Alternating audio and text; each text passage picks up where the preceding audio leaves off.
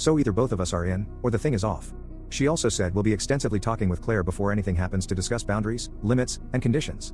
Ash is a very logical woman, so logical that we joke that, like all engineers, she doesn't live, she functions, so I am drawn to trust her on the logistic and emotional aspects of this.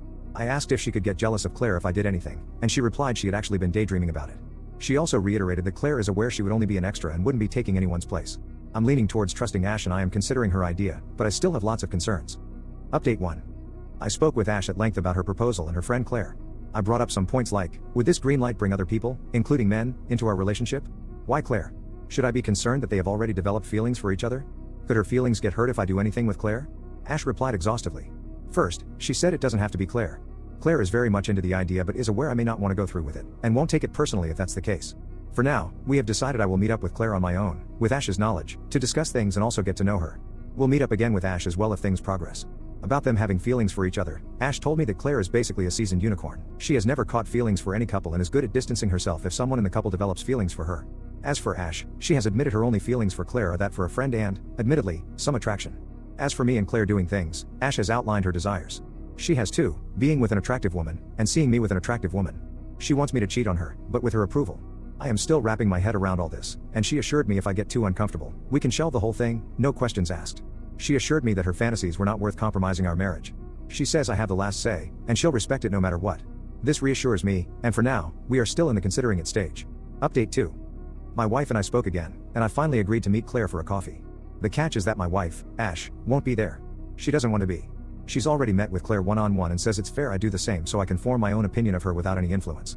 I said that it almost feels like this is setting me up for a date, and without skipping a beat, Ash said that it is a date of sorts. Or I can frame it as an interview. She says the point is to see if Claire and I hit it off. Then we'll meet her together. Update 3. My meeting with Claire went quite well. I was a bit nervous, but she's really friendly and laid back. She was a bit flirty and gave me some compliments, which helped me feel comfortable. She was quite direct and answered my questions without beating around the bush. I liked that she didn't try to sell the idea. Instead, she gave me enough information for me to make a decision. She did note that most guys of the couples she'd been with were too forward, and she actually appreciated my being cautious about it. She said she would respect it if I said no. We didn't discuss many details about what we'll actually do. She agreed with me that it would be better to discuss the boundaries with my wife as well. However, she did mention that she could be the one taking the lead with us. Her experience would help make sure neither of us feels left out so we can all have fun together. Update 4. I have decided I don't feel comfortable going through with what my wife asked or talking about it anymore. I am considering asking my wife if we should cut Claire off, and maybe stop some activities we did before. And whether we should consider putting some hard limits and boundaries on our love life. I don't want to risk what we have for a bit of fun. Update 5. People have been making wild assumptions about me, and making me second guess my whole relationship. I didn't shut down our previous activities or put restrictions on our love life, and I don't want to. It's stuff we have done for years. We always enjoyed it, and it makes no sense to stop it because some pearl clutchers are put off by it. We had Claire over for dinner last Tuesday. We just talked and nothing else. And honestly, it just reinforced my view of her as a straightforward and honest girl, not the vile temptress some people made her out to be. She answered every question and the doubts me and Ash had right away, even the most uncomfortable and ugly. Ash also had her worries, it wasn't just me. Claire did her best to reassure us and proposed that if we do go forward with her, she'll be the one taking the lead because we could decide to pick someone else, and both she and Ash are perfectly okay with it.